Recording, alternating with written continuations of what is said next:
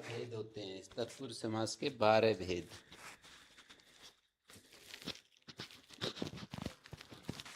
तत्पुरुष समास के 12 भेद होते हैं।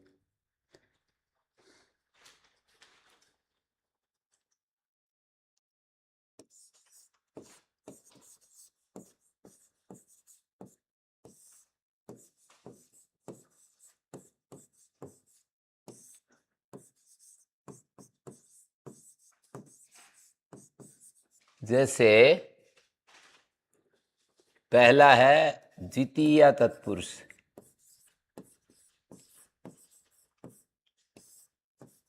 द्वितीय तत्पुरुष में क्या होता है, पूर्व पद द्वितीयांत होगा और उत्तर पद तो कोई भी विभक्ति हो,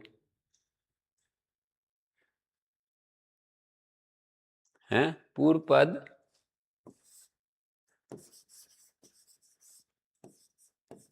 द्वितीयांत तथा उत्तर पद में कोई भी विभक्ति हो सकती है।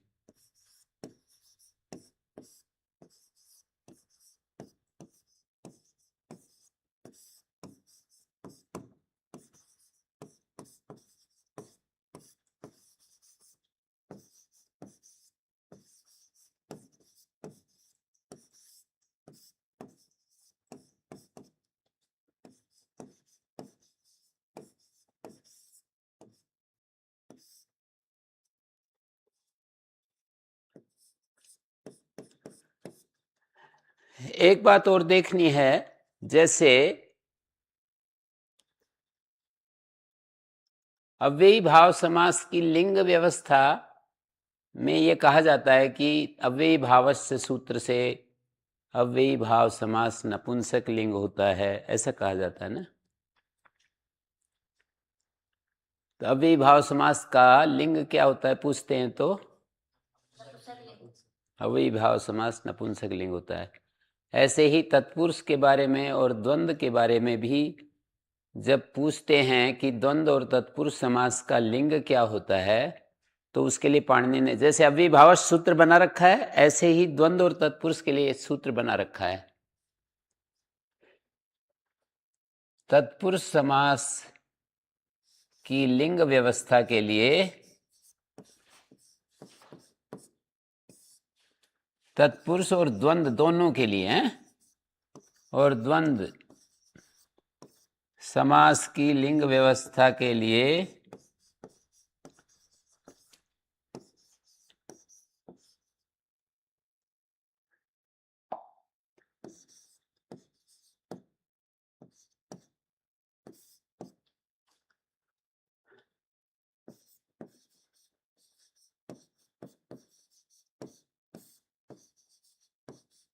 करने वाला एक सूत्र है।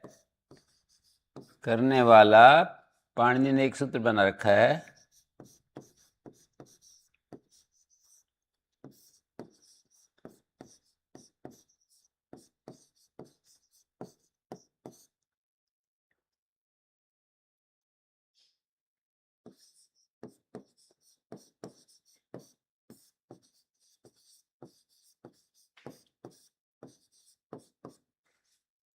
परवल लिंगम द्वंद्व तत्पुरुषयो।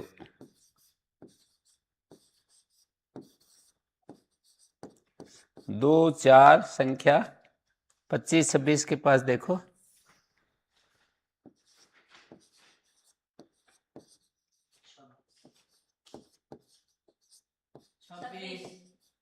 हम्म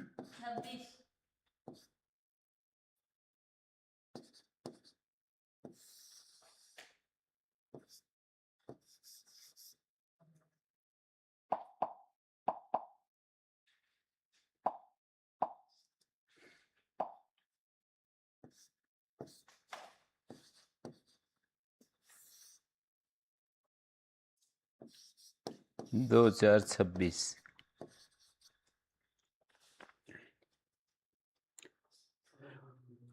पर वाले शब्द के अनुसार लिंग होता है द्वंद्व और तत्पुरुष समास का, है। द्वंद्व समास और तत्पुरुष समास का लिंग पर वाला शब्द, 2 शब्द होते हैं ना, एक पूर्व वाला शब्द एक पर वाला शब्द। जैसे कष्टम श्रितः, तो पूर्व शब्द है कष्टम और पर शब्द है श्रितः। तो लिंग जो समास का लिंग है ना, वो पर वाले शब्द के अनुसार होगा, उत्तर पद के अनुसार होगा। कष्ट श्रिता अयम, ऐसा आएगा। या स्त्रीलिंग में है कोई ब्राह्मणी, तो फिर आकारांत हो जाएगा कष्ट श्रिता ब्राह्मणी। जैसे यथा कष्टम श्रितः, इसका ये शब्द पुल्लिंग है या स्त्रीलिंग है, नपुंसकलिंग है, तो सर्वनाम शब्द का प्रयोग साथ में करेंगे, उससे पता लग जाता है कि कौन से लिंग में है। सर्वनाम शब्द का जो प्रयोग करेंगे, जैसे कष्टम श्रिता, ये द्वितीयांत है और ये दूसरा शब्द है उत्तर पद, तो इनका समास हो गया तो विभक्ति हट जाएगी।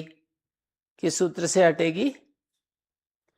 जो विभक्ति हैं ये किस सूत्र से हटती हैं? किससे? नहीं, विभक्ति हटती किस सूत्र से? विभक्ति किस सूत्र से हटती है? जो कष्टम में विभक्ति दिख रही है ना, इधर देखो, कष्टम में जो द्वितीय विभक्ति है, श्रित में जो प्रथमा विभक्ति है, ये हट जाएगी और फिर एक नई विभक्ति आएगी, तो ये किस सूत्र से हटती है? हैं? किससे हटती है सौरभ जी? ये बोल रहे हैं सुपो धातु प्रातिपदिक है। तो फिर जोर से क्यों नहीं बोल रहे? सुत्व बोल बोल तो रहे पर मेरे कान तक नहीं आती। एक तो सचमुच मुझे मतलब कम सुनने लग गया, और फिर ये धीरे बोलते हैं। कुछ हो गया कान में गड़बड़, धीरे हो गया। जल्दी से पढ़ लो, फिर बंद करना पड़ेगा ये तो पढ़ाई लिखाई। एक यंत्र आता है ना, यंत्र तो नहीं लगाऊंगा मैं। मतलब ये हो गया कि मैं तो फिर बंद कर दूंगा कि भगवान की चलो यही इच्छा है। हैं?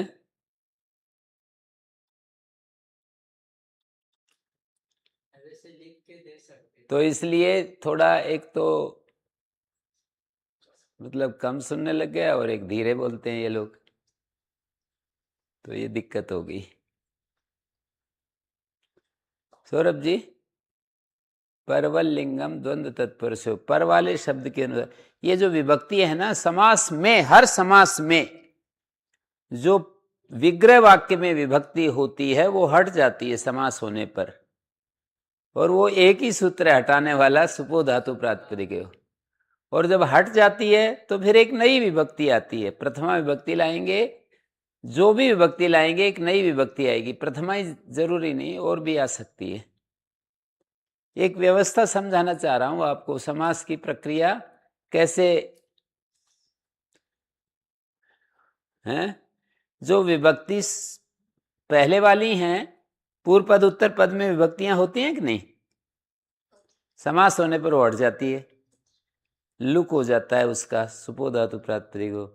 लुक होने पर एक नई विभक्ति आती है फिर, जैसे कष्टम में से हम चला जाएगा, श्रित का सु चला जाएगा, कष्ट श्रित बन गया, फिर उससे एक नई विभक्ति आएगी। तो इसका लिंग क्या होगा उत्तर पद के अनुसार? यदि श्रित शब्द, स्त्रित शब्द सूत्र में पड़ा है, लेकिन प्रातिपदिक ग्रहणे लिंग विशिष्टस्यापि ग्रहणम भवति, प्रातिपदिक के ग्रहण में लिंग विशिष्ट का भी ग्रहण हो जाता है, अर्थात श्रित के साथ कहा हुआ समास श्रिता के साथ भी हो जाएगा। हैं? कष्ट श्रितोयम,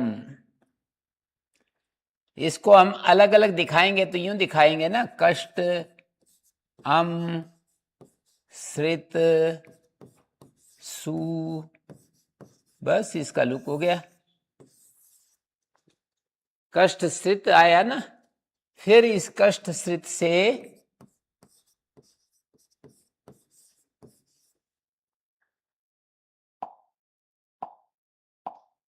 कष्टश्रित से फिर एक विभक्ति आ गई,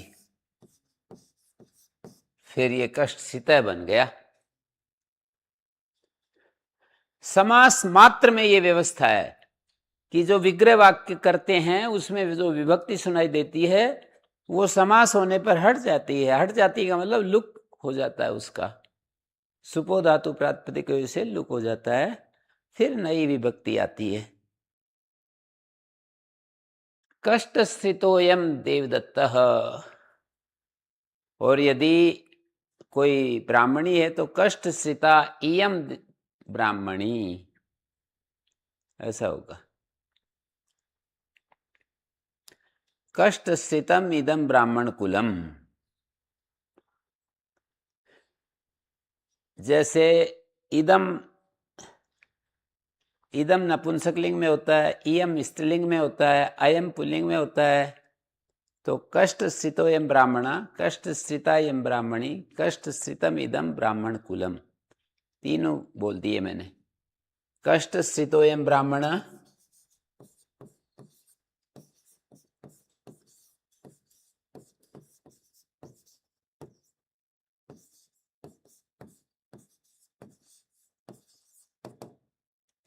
कष्ट स्थितायम ब्राह्मणी,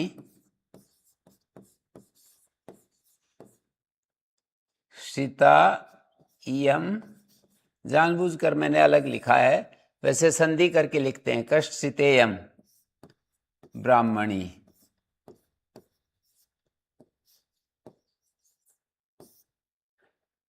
कष्ट स्थितमिदम ब्राह्मण कुलम।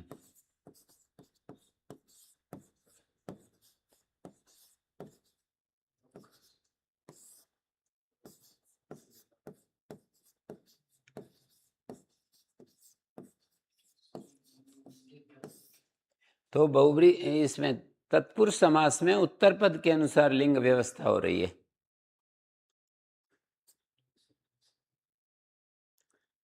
श्रित का अर्थ क्या है गुरुजी? कष्ट स्थित, कष्ट को प्राप्त ब्राह्मण, कष्ट को प्राप्त ब्राह्मणी, कष्ट को प्राप्त ब्राह्मण कुल। किसका अर्थ पूछ रहे हैं? श्रित प्राप्त, स्त्रीय सेवायाम धातु से क्ता प्रत्यय किया है।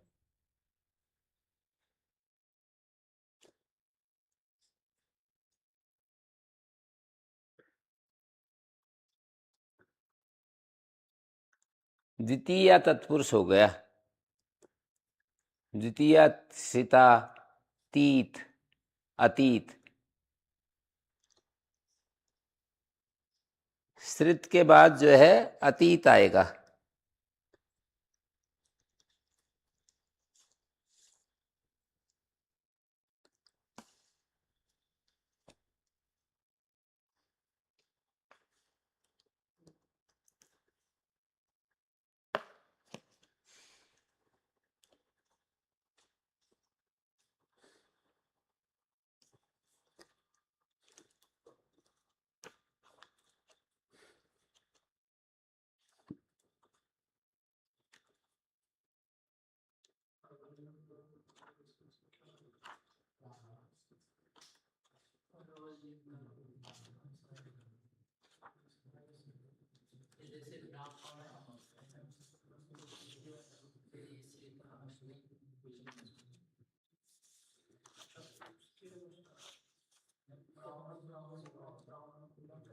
कष्ट स्थित बन गया। दूसरा शब्द है कांतारम अतीत।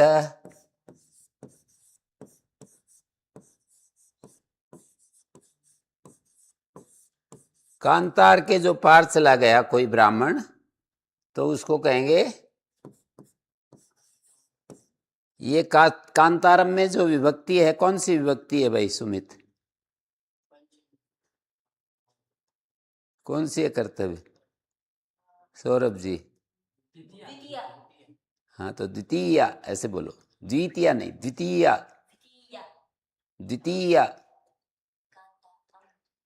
कांतारम अतीत है, कांतारातीत है।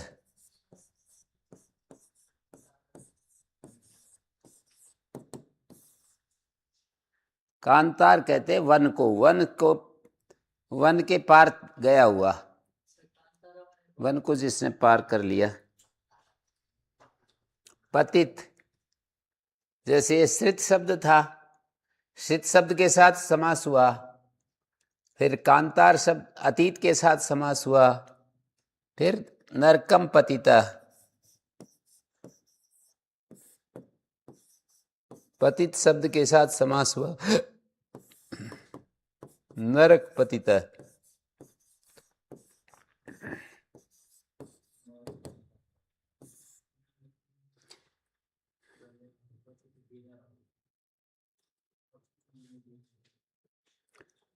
फिर गत शब्द के साथ ग्रामम गतः,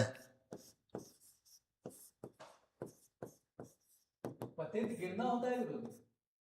और क्या, नरक में गिर गया। ग्रामम गतः, ग्राम गतः।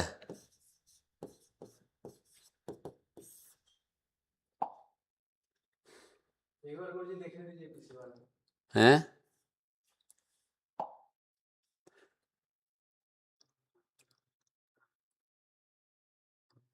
कांतारम अतीत, कांतारातीत, नरकम पतित, ग्राम गत, तरंगानत्यस्त, तरंगात्यस्त, तुहिनात्यस्त, तरंगों में फेंका गया। तरंगे होती है ना पानी की, उसमें किसी हवा ने फेंक दिया, आदमी ने फेंक दिया, किसी ने फेंक दिया, तरंगात्यस्त बोलते हैं। हो गया? जी बढ़ाऊं आगे? जी। नेक्स्ट करना था कि यही कर दिया? नेक्स्ट करना है, नेक्स्ट करना। एक ही बात है। पेज ऐड हो जाएगा ना, हमारे पास 4 पेज है तो 3 ही पेज यूज हुए। तरंगानत्यस्त,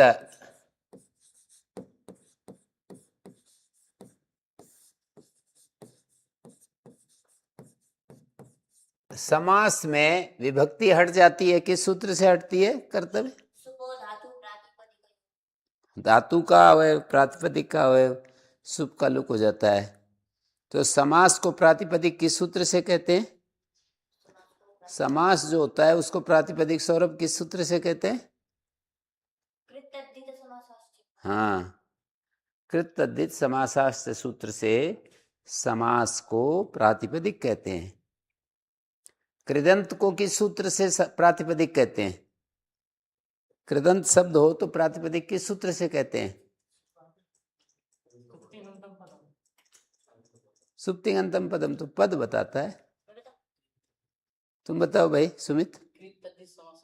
कृत तद्धित समासाश्च से कहते हैं। तद्धितांत को किस सूत्र से प्रातिपदिक कहते हैं?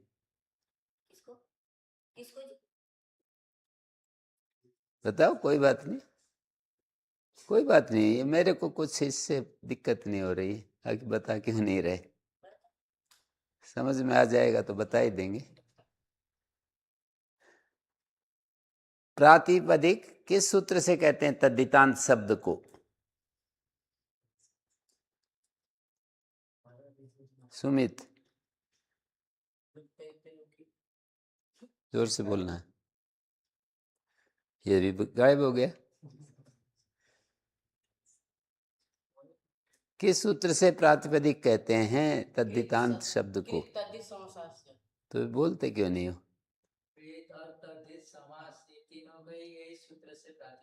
कृदंत, कृत मानी कृदंत, तद्धित मानी तद्धितांत, और समास, इन तीनों को प्रातिपदिक इसी सूत्र से कहते। ये जो कृदंत, तद्धितांत और समास, इन तीनों को प्रातिपदिक नाम रखने वाला यही सूत्र है। तीनों का प्रातिपदिक नाम रखने वाला यही सूत्र है,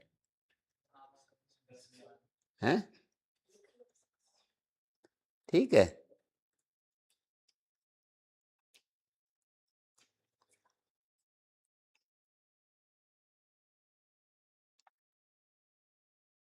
अब आया भाई? कृदंत, तद्धितांत और समास। कृत प्रत्यय प्रकरण कहां से कहां तक है? बताओ। हाँ हैं? कृत प्रत्यय प्रकरण कहाँ से कहाँ तक है ये पूछा। हाँ जी। हाँ, कृदतिंग से लेकर चौथे तीसरे अध्याय तक, चौथे अध्याय तक, चौथे तक, चौथे से पहले पहले तीसरे अध्याय तक। और उसमें भी तिंग को छोड़वाता है। जो 3, 4, 78 नंबर सूत्र है ना, उसको छुड़वा देता है।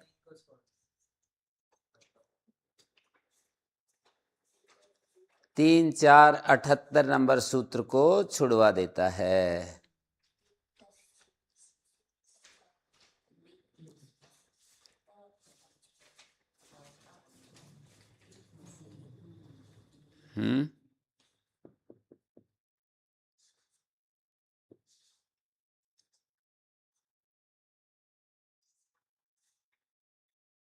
मिल गया। 3, 4, 78 क्या है? 78 नंबर सूत्र क्या है? तिप्त जी सूत्र है ना। तो उसको छोड़कर तीसरे अध्याय में कृदतिंग सूत्र से आगे जो भी प्रत्यय हैं वो कृत होते हैं। हैं?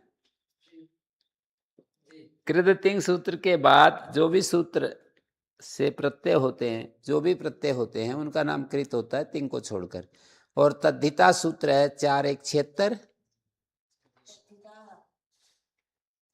वहां से आगे जितने भी प्रत्यय हैं उनको तद्धित कहते हैं। 4, 1, 76 है ना तद्धिता।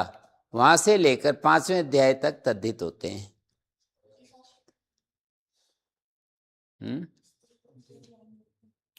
5वें अध्याय तक तद्धित होते हैं। और समास, ये जो दूसरे अध्याय का पहला दूसरा पाद है, यहाँ जो समास प्रकरण चल रहा है ना, प्राक कडारात समासा, यहाँ से लेकर दूसरे अध्याय के दूसरे पाद तक ये समास प्रकरण है। क्या क्या? कार के 4 थे द्वंद्व तक। हाँ, 4 थे, 4 थे द्वंद्व तक समास। तो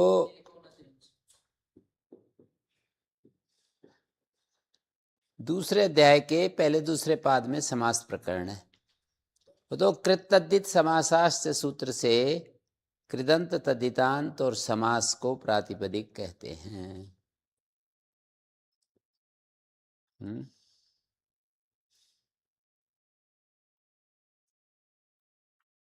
तरंगान अत्यस्ता विभक्ति, यहाँ पर कौन सी विभक्ति है तरंगान में?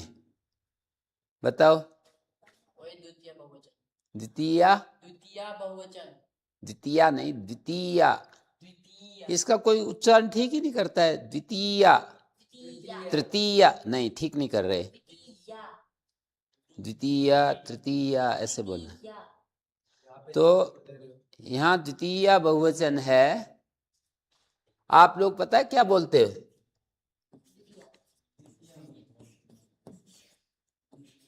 और कोई कोई ऐसे बोलता है,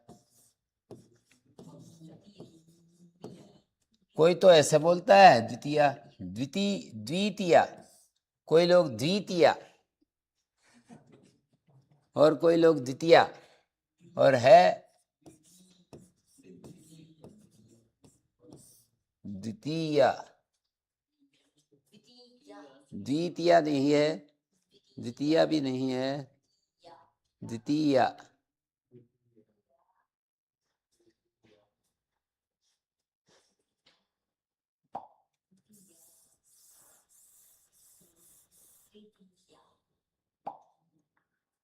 तो विभक्ति हट जाएगी तो रूप बनेगा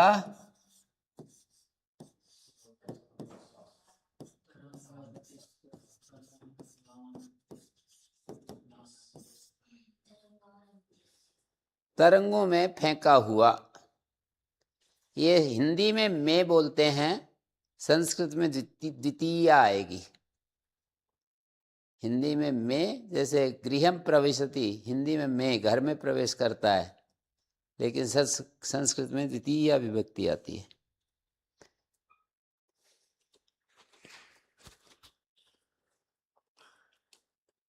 ऐसे ही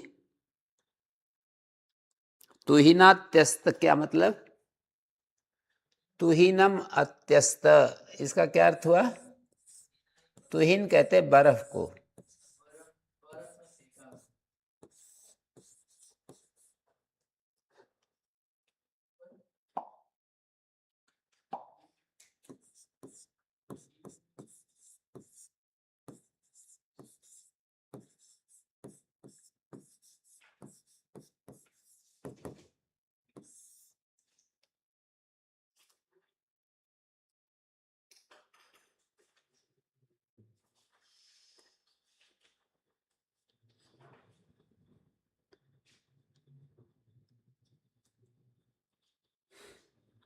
प्राप्त, सुखम प्राप्त,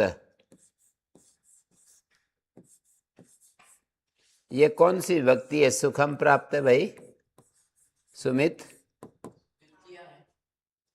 हैं? द्वितीय। द्वितीय। सुख प्राप्त, प्रयत्न किया गया व्यर्थ नहीं होता, व्यर्थ नहीं जाता। तो ये बात हमेशा याद रख लो, आप कोशिश करोगे तो व्यर्थ नहीं जाएगी। और दुखम प्राप्त,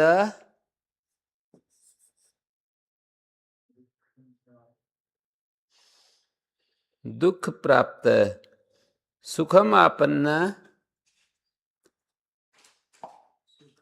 सुखम आपन्न,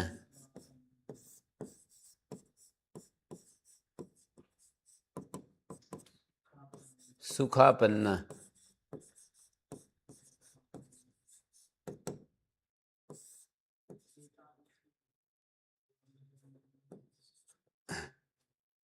सुखमापन्न, सुखापन्न, दुखमापन्न, दुखापन्न।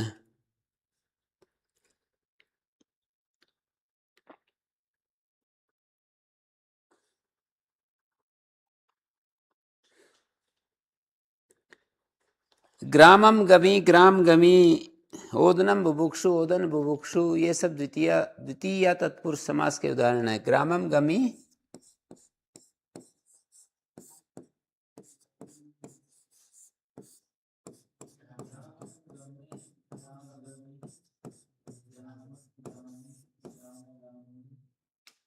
ओदनम बुभुक्षु,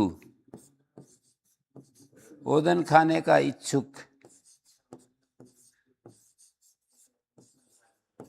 तो ये नात्यस्ता का क्या अर्थ हुआ गुरुजी? हैं? तो ये नात्यस्ता किसका? इसका हिंदी बर्फ में फेंका हुआ। सुना नहीं। तो ही नात्यस्ता, तू हिनात्यस्तः, बर्फ में फेंका हुआ। बर्फ में फेंका गया, फेंका गया। अत्यस्त माने फेंका गया। तुहिन बर्फ को कहते हैं। ओदन बुभुक्षु,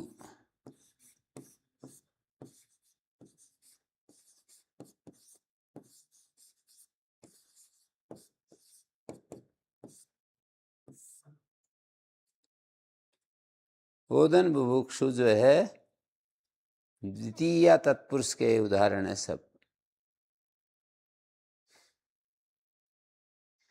इनमें क्या देखा आपने? पूर्व पद को क्या देखा? बोलिए।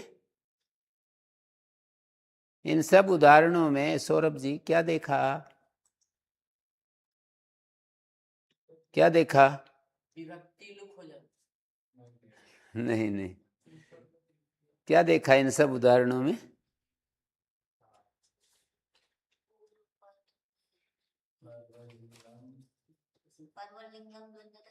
हैं? नहीं, वो तो ठीक हो गया, पर एक बात और। सब पूर्व पद जो है ना, सब द्वितीयांत है। जो पूर्व पद है वो द्वितीयांत। पूर्व पद, इन सब उदाहरणों में पूर्व पद द्वितीयांत है, इस बात को देखा गया। और लिंग व्यवस्था उत्तर पद के अनुसार, ये दो बात देखी।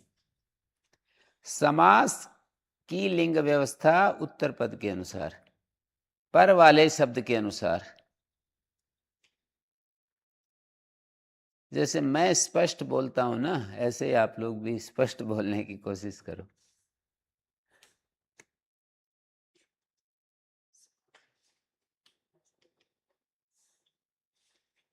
अब अगला समास है तृतीया तत्पुरुष। और भी उदाहरण है, पर उदाहरण तो बहुत हो गए। यदि आप इससे समझ गए, चीज वस्तु को समझ गए, तो बहुत अच्छी बात हो गई। इन सब उदाहरणों में क्या देखने को मिला? दो बात देखने को मिली। लिंग तो उत्तर पद के अनुसार है और पूर्व पद द्वितीयांत है। पूर्व पद द्वितीयांत है ना, और समास का जो लिंग है वो उत्तर पद के अनुसार। ये जो पूर्व पद द्वितीयांत है, तो ये कौन से सूत्र से है गुरुजी? उपसर्जन संज्ञा होकर उपसर्जनम पूर्वम। द्वितीय आश्रितातीत पदगतात्यस्त प्राप्तापन सूत्र है ना। निकालो दूसरे अध्याय का पहला पाद।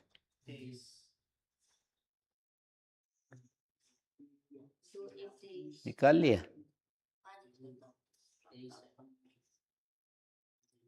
तेईस हैं? 23 नंबर सूत्र।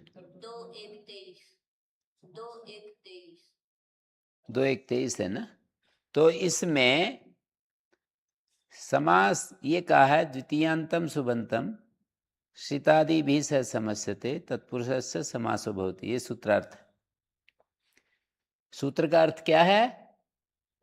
द्वितीया का अर्थ है द्वितीयांत सुबंत। श्रित इत्यादि शब्दों के साथ समास को प्राप्त होता है और उस समास का नाम तत्पुरुष होता है। आप अर्थ कीजिए। द्वितीय श्रिता सूत्र का अर्थ कीजिए। समझ में नहीं आया। हैं? समझ में नहीं आया। कह रहे नहीं समझ आया। मैंने ये बताया कि द्वितीया का अर्थ है द्वितीयांत सुबंत। द्वितीया मानी द्वितीयांत सुबंत। श्रित, अतीत, पतित, गत, अत्यस्त, प्राप्त, आपन्न, इन शब्दों के साथ समास को प्राप्त होता है। कौन? द्वितीयांत सुबंत। द्वितीयांत सुबंत श्रित इत्यादि के साथ समास को प्राप्त होता है और उस समास का नाम तत्पुरुष होता है। अपने शब्दों में दोहराओ भाई।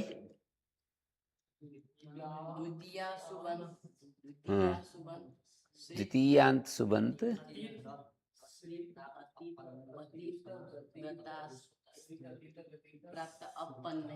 हैं?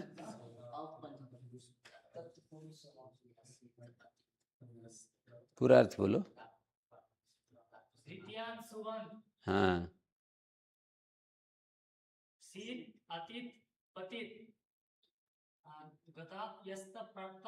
गत, अलग अलग बोलो। गत, अत्यस्त, प्राप्त, आपन्न, इन शब्दों के साथ समास को प्राप्त होता है। कौन? समास को प्राप्त होता है कौन? द्वितीयांत सुबंत। और उस समास का नाम तत्पुरुष होता है।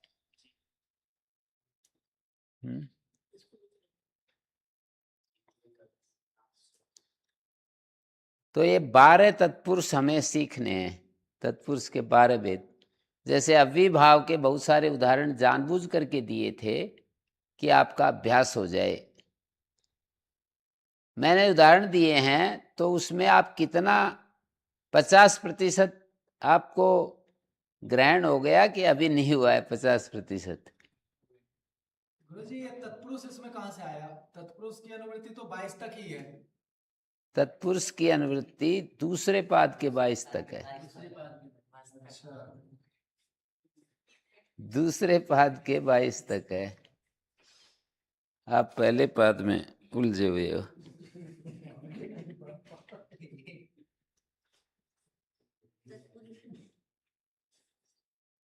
हाँ भाई सौरभ,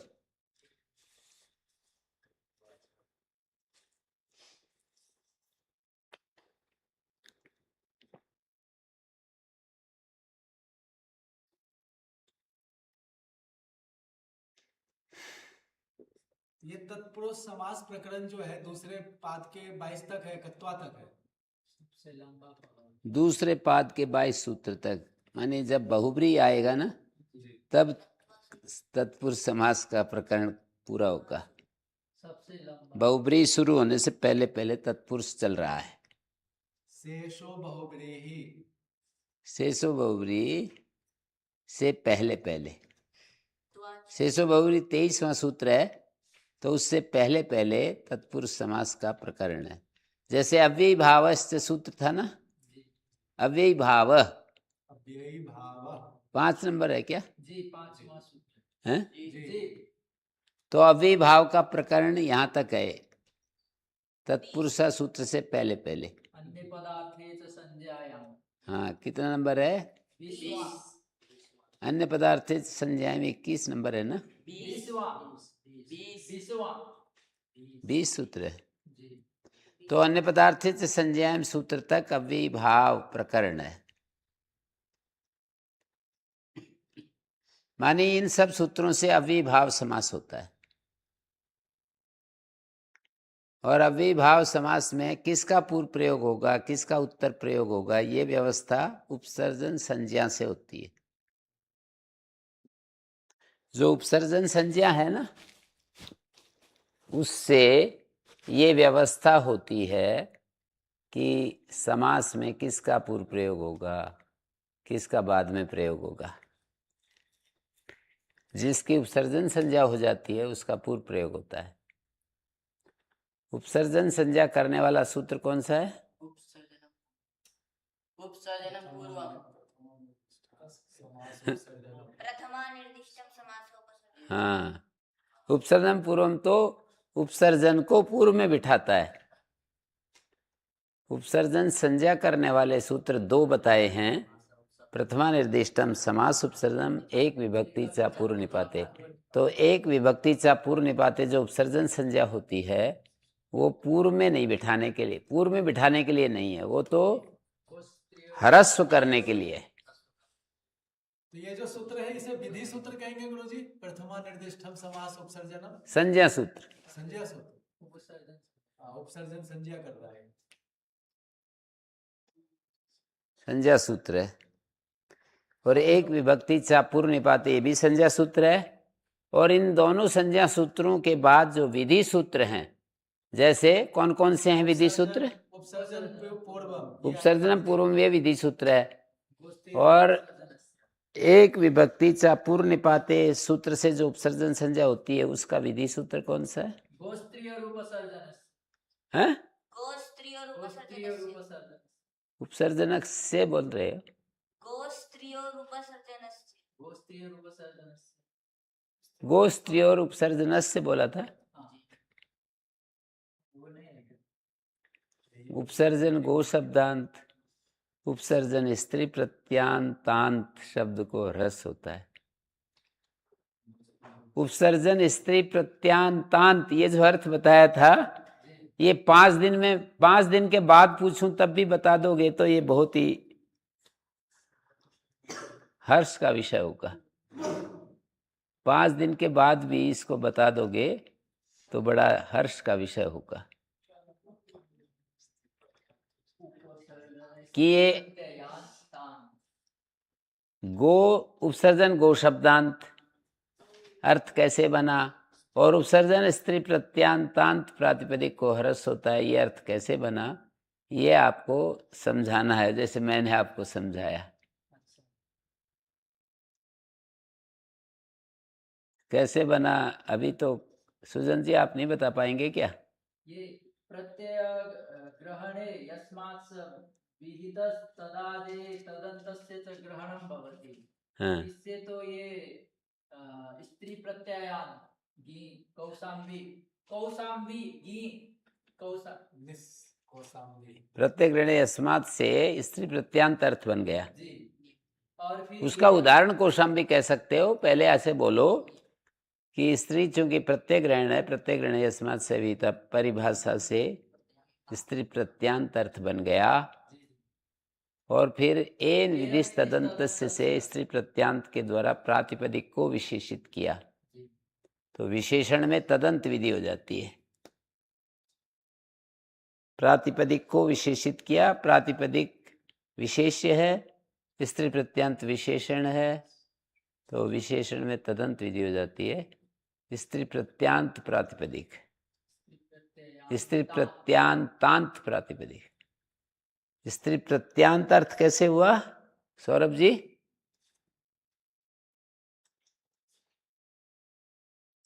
ऐसे समझ लो कि जहां प्रत्यय का ग्रहण होगा तो प्रत्यय अकेला थोड़ी होता है। प्रत्यय कहाँ होता है? प्रत्यय प्रातिपदिक और धातु के बाद ही।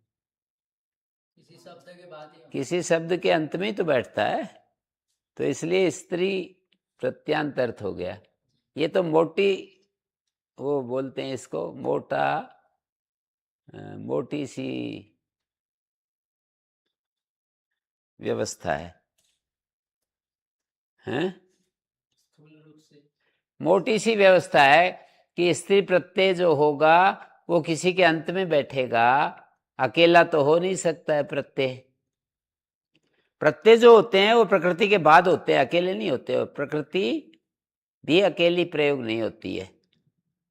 प्रकृति प्रत्यय मिलकर के शब्द बनता है और उनका प्रयोग होता है।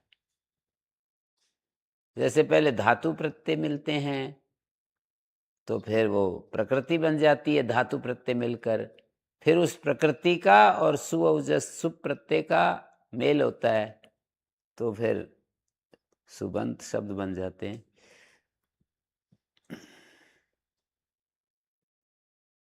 हाँ, क्या कहा मैंने कि जो स्त्री प्रत्यांतांत अर्थ कैसे बना वो कर्तव्य बताएगा।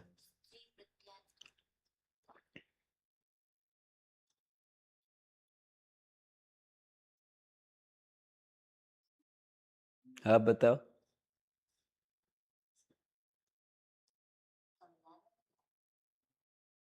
रटना भी व्याकरण में पड़ता है और समझना भी पड़ता है, दोनों काम करने पड़ते हैं। स्त्री प्रत्यांत अर्थ कैसे बना ये बताओ, सौरभ जी बताएंगे।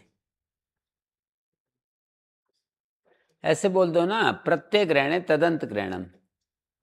प्रत्यय का जहाँ ग्रहण होता है वहाँ तदंत का ग्रहण होता है। ये न विधि तदंतस्य नहीं, प्रत्यय ग्रहण में तदंत का ग्रहण होता है, ये पहली तदंत विधि है। स्त्री प्रत्यय, स्त्री एक प्रत्यय है, प्रत्यय का ग्रहण हो तो तदंत का ग्रहण होता है, तो स्त्री प्रत्यांत अर्थ बन गया।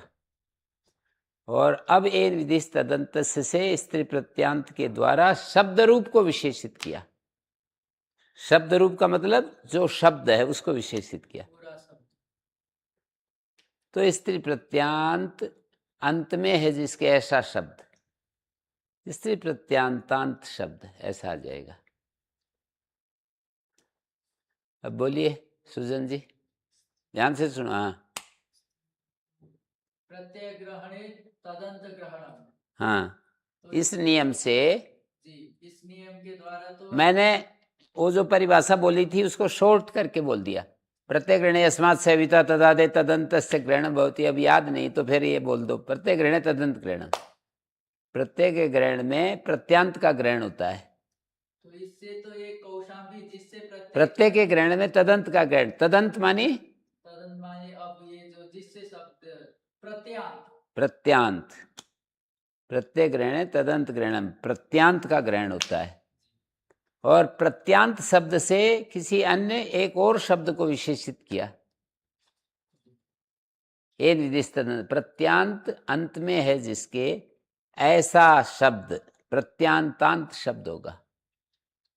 तो अर्थ ये बना उपसर्जन गो शब्दांत और उपसर्जन स्त्री प्रत्यांतांत जो प्रातिपदिक है उसको ह्रस्व होता है। उपसर्जन गो शब्दांत प्रातिपदिक को ह्रस्व होता है, उपसर्जन स्त्री प्रत्यांतांत प्रातिपदिक को ह्रस्व होता है। हैं? ठीक हो गया। उपसर्जन स्त्री प्रत्यांतांत प्रातिपदिक को ह्रस्व होता है।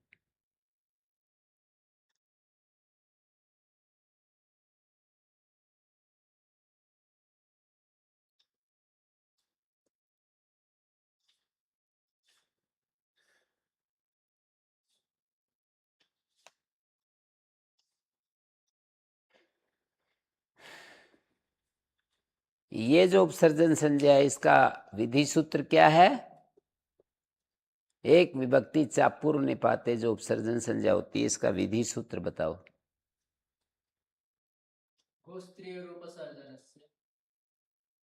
गोस्त्रियोर उपसर्जनस्य, ये इसका विधि सूत्र बनेगा।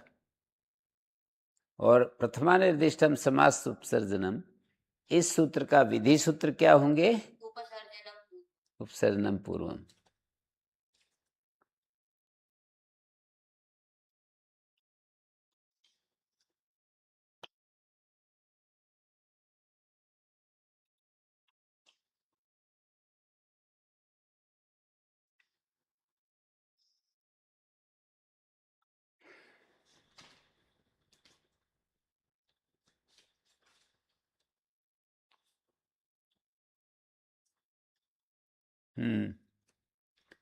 अब हम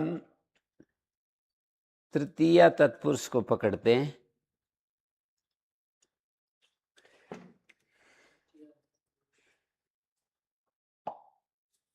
तृतीयांत सुबंत, तृतीया तत्कृतार्थेन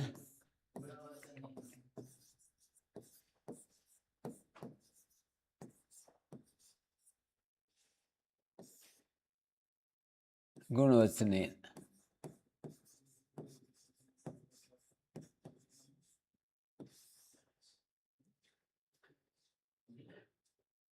इसका अर्थ होता है गुणम उक्तवान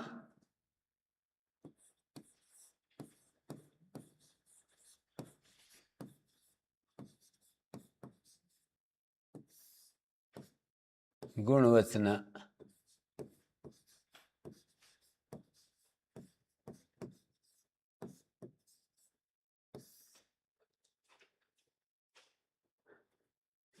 गुणम उक्तवान गुणवचन। तेन, गुण को जिसने कहा है वो गुणवचन होता है। और तत्कृतार्थेन क्या है? तत्कृत अर्थेन। तेन कृत तत्कृत होता है।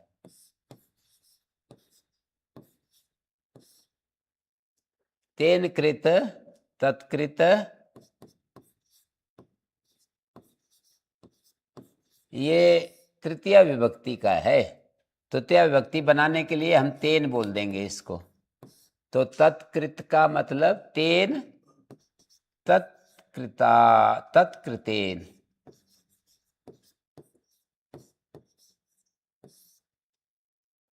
ये लुप्त तृतीयांत है, माने विभक्ति आई पर इसका लोप हो गया। तृतीया विभक्ति आई तत्कृत शब्द में। ये तेन कृत का तत्कृत कैसे बनता है पता है? तेन में जो विभक्ति है ता, ये हट जाएगी। तत्शब्द से तेन है ना, तत् ता कृत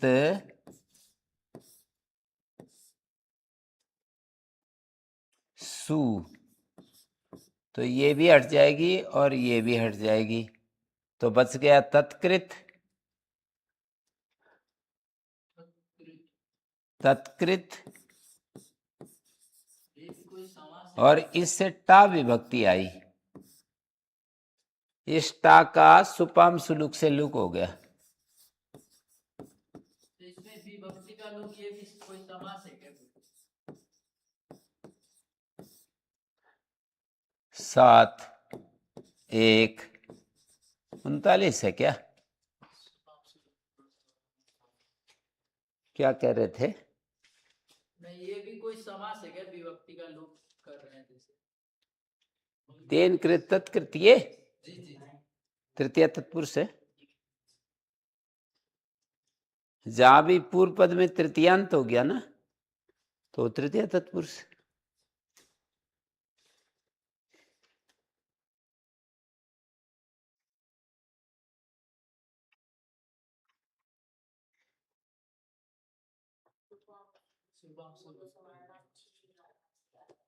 यहां पर सुपाम सुलुक से टा का लुक हो गया, तो तत्कृत बच गया। यदि यहां लुक नहीं होता टा का, तो जैसे देव शब्द का देवेन बनता है ना, टा कोई इन आदेश हो जाता है, तो तत्कृतेन बनता। अब ये तत्कृत बचा हुआ है, ये तो मैंने वैसे दिखाया है केवल।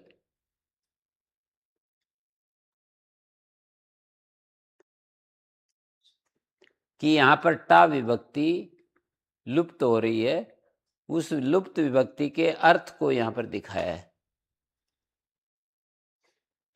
विभक्ति जब लुप्त हो जाती है तो वही मूल प्रातिपदिक बचा रहेगा ना बस।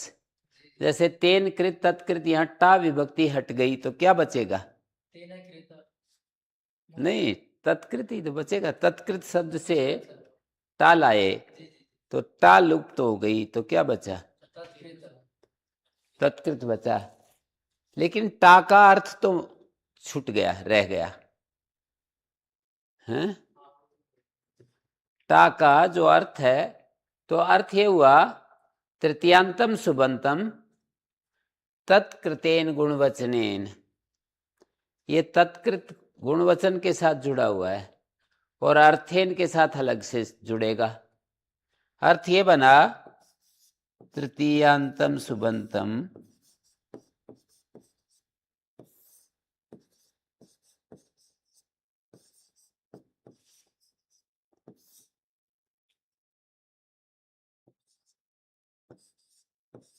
तत्कृतेन। इसका क्या अर्थ हुआ तत्कृतेन का? तृतीयांतार्थ कृतेन।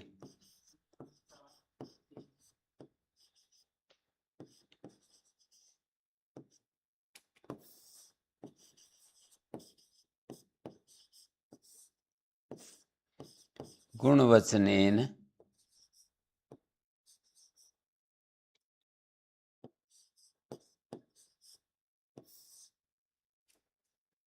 अर्थ शब्देन च सह।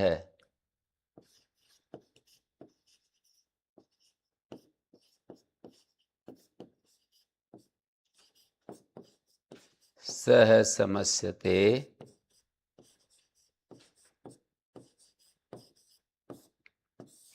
तत्पुरुषश्च समासो भवति।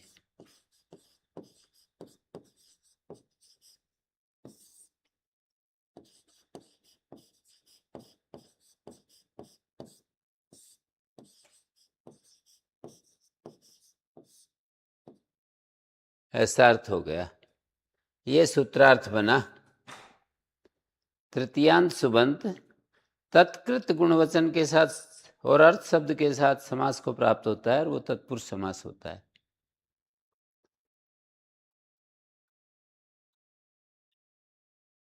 जैसे केरिना काण, केरी काण, शंकुलया खंड, संकुला खंड।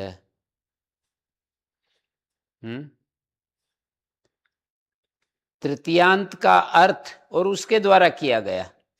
तत्कृत का मतलब तो इतना ही है, तृतीयांत के द्वारा किया गया। पर तृतीयांत तो शब्द होगा ना, शब्द के द्वारा कुछ किया थोड़ी जाता है। कोई कर्म जो होगा वो तृतीयांत का अर्थ होगा, उसके द्वारा किया गया होगा।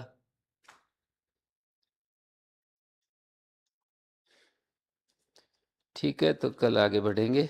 ओम शांति शांति शांति।